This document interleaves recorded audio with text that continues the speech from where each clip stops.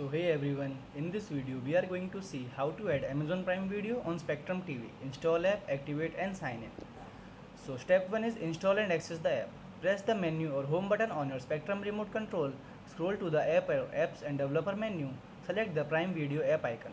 Note, if you are using a standard smart TV, Roku or Apple TV to watch Spectrum, press the home button on your streaming device remote. Open its native app store, example Google Play Store or Apple App Store, search for Prime Video and select install.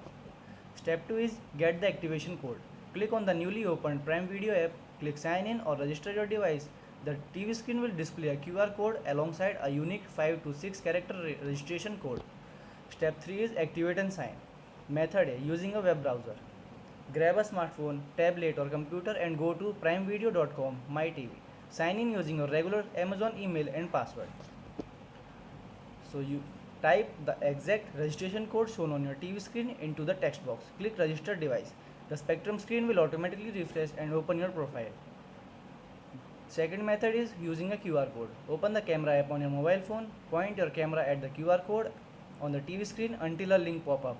Tap the link to open your phone's Amazon app. Press allow or confirm to instantly link your Spectrum device. Thank you.